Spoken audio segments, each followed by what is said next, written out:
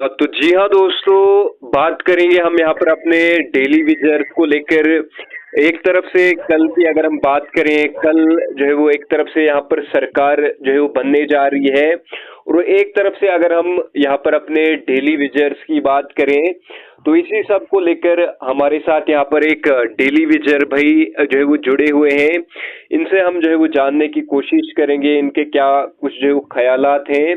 तो भाई, जिस तरह से कल की अगर हम बात करें, कल का दिन जो है वो एक अहम जो है वो दिन रहने वाला है। कल जो है वो एक बार फिर से यही सरकार जो है वो आने वाली है। तो आपकी क्या कुछ उम्मीदें रहेंगी, क्या कुछ एक्सपेक्टेशन है आपको इस सरकार से? सबसे पहले आपके चैनल का शुक्रिया मुनीर जी। जी जी, आपका भी बहुत बहुत शुक्रिया। तो आपके चैनल के माध्यम से मैं जो कल बनने वाली सरकार है उसको मुबारकबाद देता हूँ। हम्म। लेकिन ये भी आपको बताना चाहता हूँ कि ये पहले की तरह मनमर्जी करने वाली सरकार नहीं बनेगी। जी। ये सरकार अब बैसाखियों के सहारे पर बन रही है। हम्म। तो हम उम्मीद लगाते हैं कि इसमें लोगों के हित में काम होंगे, जी। गरीब लोगों के हित में काम होंगे। क्योंकि शायद कल या परसों मैं सुन रहा था कि जो इनके सहयोगी गुट आए हैं इनके साथ, जी। उनमें से शायद किसी गुट ने ये बात भी रखी है कि अग्निवीर की जो इन्होंने पॉलिसी बनाई है जी। उस पर समीक्षा करनी चाहिए। हम्म। इसका मतलब यही है कि हो सकता है उसमें कुछ अमेंडमेंट की जाए या अग्निवीर ही कैंसिल हो जाए। जी। तो ये मतलब गरीब लोगों के हित की बात है। जी। तो मैं इसीलिए आपके चैनल के माध्यम से मुबारकबाद देना चाहता हूँ बनने वाली सरकार को और उन सहयोगियों को जिन्होंने कम से कम एक नौजवान का दर्द समझते हुए ये बात सरकार के आगे शर्त के रूप में रखी है। जी, बिल्कुल बिल्कुल। जी। और बाकी अगर हम यहाँ पर कोर्ट की बात करें, तो कोर्ट ने भी ये बताया है कि असेंबली इलेक्शन यहाँ पर जो है वो कराए जाने चाहिए। तो इसको लेकर आप क्या कुछ कहेंगे? सर, असेंबली इलेक्शंस के बारे में मैं यही कहना चाहूँगा कि हम उम्मीद जताते हैं हम्म। कि जल्द से जल्द असेंबली इलेक्शंस हों ताकि हमारे जम्मू कश्मीर की सरकार आए जी। जो हम गरीब लोगों की आवाज़ सुनने का काम करे। क्योंकि एलजी साहब पिछले 3 साढ़े 3 साल से केवल हमें इग्नोर करते हुए नजर आए हैं, गरीब आदमियों को इग्नोर करते हुए नजर आए हैं। उन्होंने गरीब लोगों के हक में हित में कोई काम नहीं किया। जी। हम रोज निकलते हैं हम रोज निकलते हैं अपनी मांगे लेने के लिए, जी। जी। लेकिन हमारे लिए मतलब उनके पास कुछ नहीं। जी। तो अगर यही सब कुछ चलता रहा, हालांकि यहाँ पर जो सेंटर का डायरेक्ट कंट्रोल था जी। जी। यूटी बनने के बाद, जम्मू कश्मीर पर सेंटर का डायरेक्ट कंट्रोल था और अगर सेंटर चाहता तो कुछ भी कर सकता था। बिल्कुल। तो हो सकता है ये जो खबरें निकल कर आ रही हैं यहाँ पर असेंबली इलेक्शंस होंगे, तो हो सकता है हमारे भी अच्छे दिन स्टार्ट हो जाएं। जी। और बाकी भाई, जानना चाहूंगा, जिस तरह से अगर हम जो एमपीज की अगर हम बात करें, तो पिछले 10 सालों की अगर हम बात करें, तो उन्होंने हार्डली जो है वो 1 से 2 बार हमारे डेली विजर्स की जो है वो पार्लियामेंट में जो है वो आवाज उठाई होगी। तो अब आपकी क्या कुछ एक्सपेक्टेशन है उनसे? क्या कुछ आप एक्सपेक्टेशन रखते हो, इसके बारे में थोड़ा बता दीजिए। सर, उनका बहुत बड़ा रोल रहा है जी। हमें नए नए नाम देने के बारे में। हम्म। जो सब कुछ करने की पावर रखते थे, उन्होंने हमें पता नहीं किस किस नाम से पुकारा और सेंट्रल गवर्नमेंट को पता नहीं कौन सी डायरेक्शन पे मोड़ दिया। जी। हालांकि 2014 में जब ये प्रचार हो रहा था इलेक्शंस का, जी।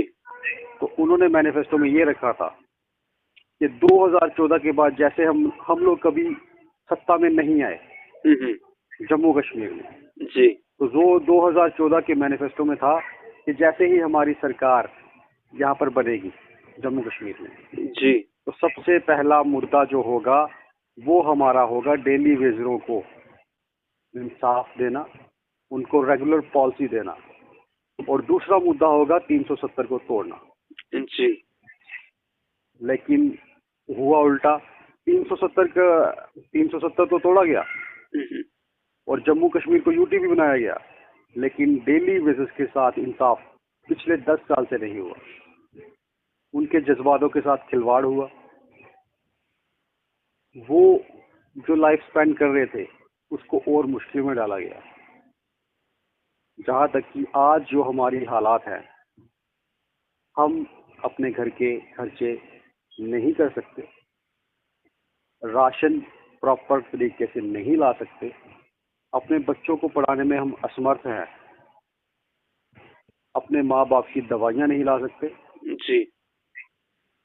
और ये केवल इन झूठे आश्वासनों की वजह से हुआ।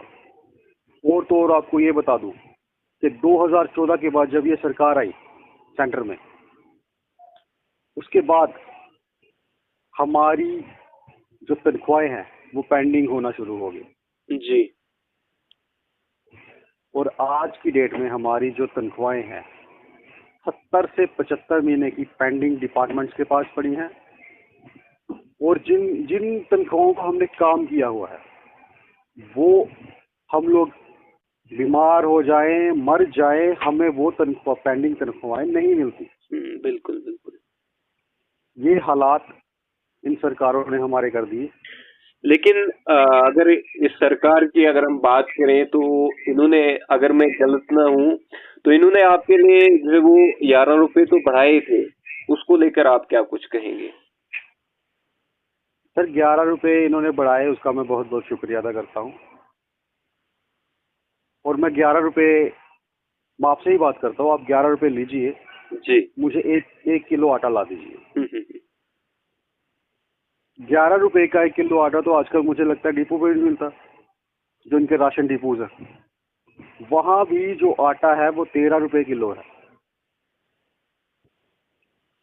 मैं सही कर रहा हूँ मुनीर जी? जी जी बिल्कुल बिल्कुल। वहां भी जो आटा है वो 13 रुपए किलो है। जी। तो 11 रुपए बढ़ाकर कौन सा एहसान कर दिया हम पर? बिल्कुल।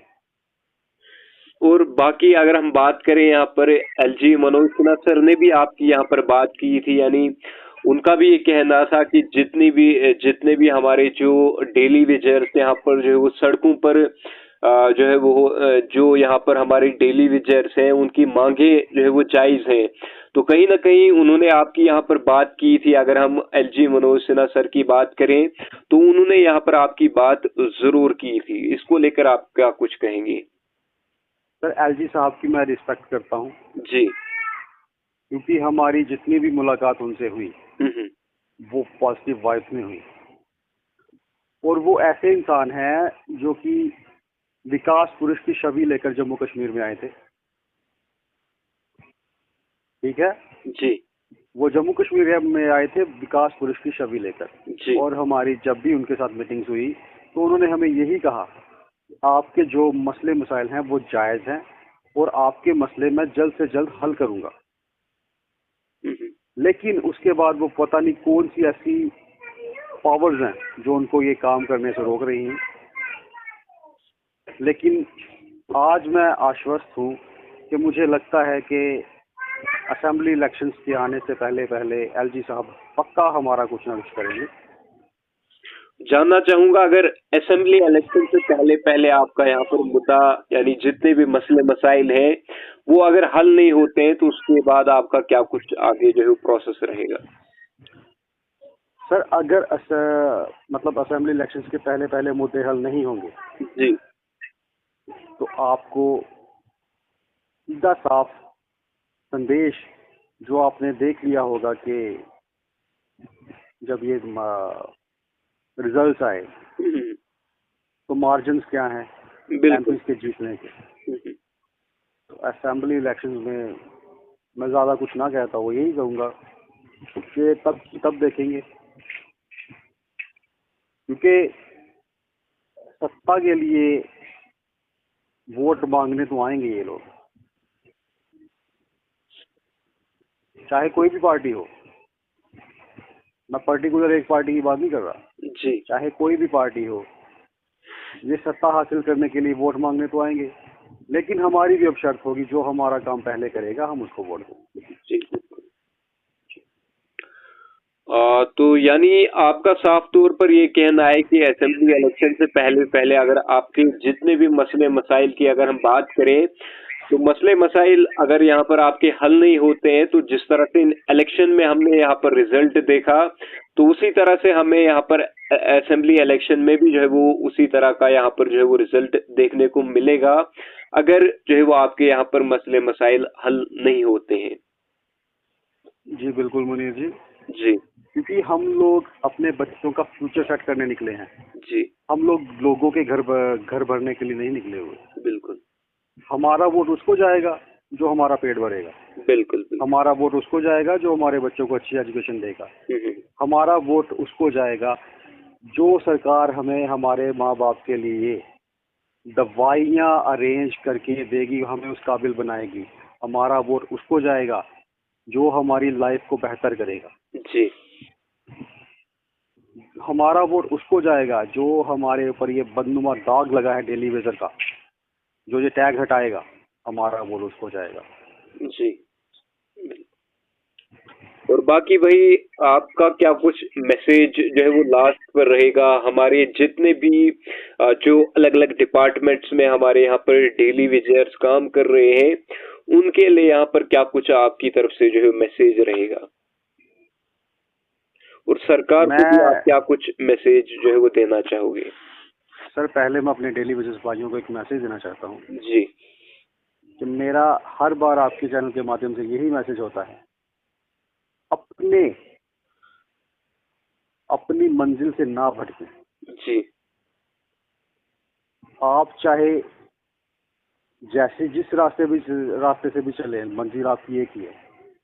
आप सब लोगों को रेगुलराइजेशन पॉलिसी चाहिए, SRO अंडर SRO 64। आप सभी को अपनी पेंडिंग वेजेस चाहिए, आप सबको इंसाफ चाहिए। तो मैं यही मानता हूँ कि आपने दामन थामा हुआ है फ्रंट का, तो फ्रंट के साथ चलें जी, बिल्कुल। और अपनी मंजिल तक पहुंचे, हम्म, क्योंकि अगर आप रास्ते में भटक जाओगे जी, तो ये बिल्कुल जायज़ सी बात है कि अगर रास्ते में भटक जाओगे तो आप से भी भटक जाओगे, क्योंकि हर कोई नहीं चाहता कि डेली वेजरों का मसला हल हो, जी, क्योंकि कुछ सरकारें ये भी चाहती हैं कि इशू बना रहना चाहिए, नहीं तो राजनीति खत्म हो जाएगी। बिल्कुल।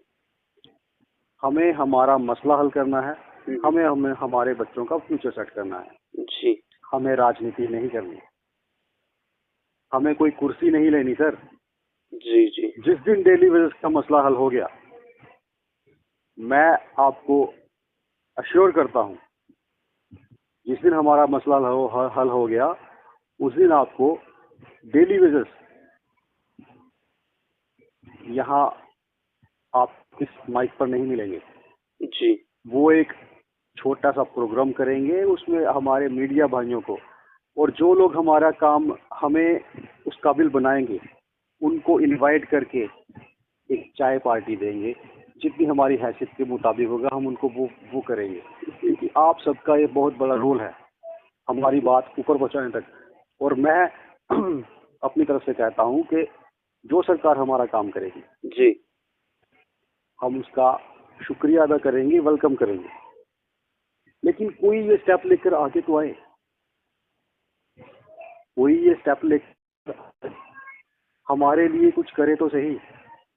केवल बातों से पेट नहीं भरता जनाब।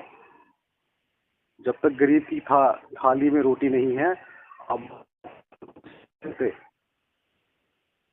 जी, हमारी थाली में रोटी जिस दिन आ गई, हमारा बच्चा अच्छा स्कूल में पढ़ना शुरू हो गया, जी, हमारे माँ बाप की दवाइयों का अरेंजमेंट हो गया, जी जिस दिन हम सर उठाकर इस समाज में चलना शुरू हो जाएंगे, जिस दिन हमारे सर के ऊपर से ये टैग उतर जाएगा, हम उस सरकार के साथ शाना बशाना और जिंदगी भर चलेंगे। जी। तो शुक्रिया भाई हमसे बात करने के लिए। मुनीर जी, आपका भी बहुत बहुत शुक्रिया। जी जी शुक्रिया। आप हम गरीब लोगों के जज्बात जो हैं सरकार तक पहुंचा करते हो जी और उनको हमारे घरों की हालात बताते हो कि 9,000 में हम लोग कैसे सरवाइव कर रहे हैं। बिल्कुल बिल्कुल, ये हमारा काम है भाई। लेकिन हम सरवाइव नहीं कर रहे, हम सफर कर रहे हैं सर। बिल्कुल बिल्कुल। 9,000 में राशन भी पूरा नहीं होता जनाब, जी और बात आप परिवार पालने की करते हैं। बिल्कुल बिल्कुल। हम लोग बहुत गुर्बत के दिन बिता रहे हैं और शायद भगवान करे कोई ऐसी सरकार आए जो हमें भी इस सोसाइटी में चलने लायक बना दे। जी शुक्रिया मुनीर जी। शुक्रिया भाई शुक्रिया।